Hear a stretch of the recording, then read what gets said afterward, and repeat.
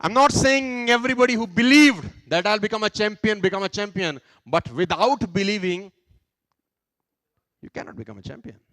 मैं नहीं कह रहा कि बिलीव करने से आप चैंपियन हो जाएंगे, लेकिन नहीं करने से आप चैंपियन नहीं होने वाला, ये 100% गारंटी है. Principle number 2, very important. Positive thinking does not guarantee success, but negative thinking guaranteed failure. Positive thinking से सक्सेस मिलेगा इसका कोई गारंटी, लेकिन गलत सोचने पर फेल होंगे इसकी 100%. और तीसरी सबसे इंपॉर्टेंट प्रिंसिपल है, साथ लेके जाइए.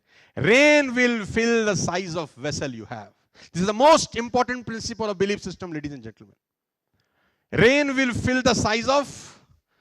बाहर बहुत बरसात हो रहा है, बहुत बारिश हो रहा है, धुआंधार बारिश हो रहा है. आपके हाथ में मग है, मग लेकर जाएंगे तो क्या भर के लौटेंगे वापस? बकेट लेके जाएंगे तो क्या भर के लौटेंगे? अगर स्पून लेके जाएंगे तो क्या भर के लौटेंगे?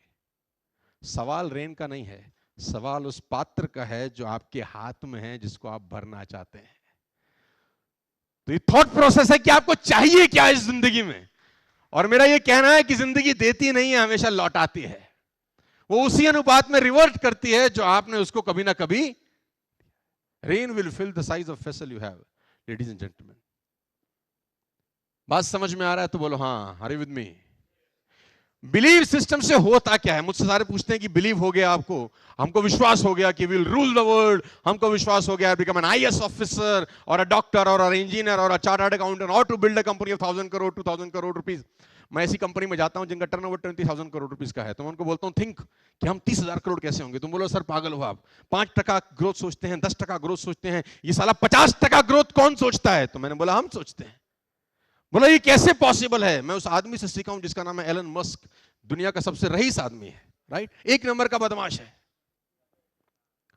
उस आदमी का एक बड़ा जबरदस्त फिलॉसफी है. देखो, खराब लोगों से भी अच्छी चीजें सीखी जा सकती हैं. Although he is a very big successful human being, Tesla, you know.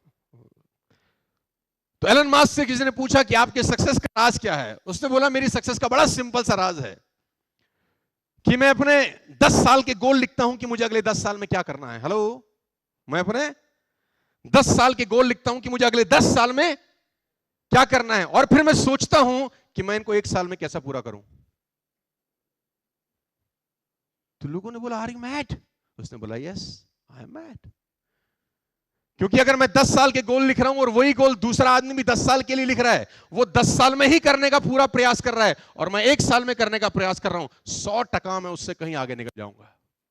Fail हो जाऊंगा ये मुझे भी पता है, लेकिन उससे 100% आगे निकल जाऊंगा ये मुझे पता है. तो मैं लोड ले रहा हूं अपने ऊपर, मैं कंफर्ट जोन में नहीं बैठना चाहता. तो जब मैं 20,000 करोड़ की कंपनी के पास जाता हूं तो मैं उनको बोलता हूं कि think how you will become a 30,000 crore rupees company. Thought process, दिमाग पे से एक्सरसाइज कराइए.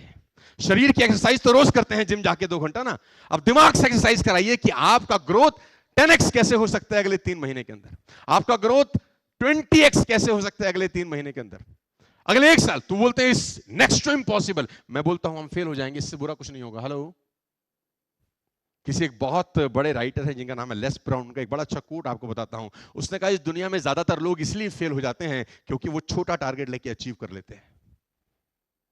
छोटे टारगेट लेकर अचीव करने से बेटर है कि बड़ा टारगेट लेके फेल हुआ जाए.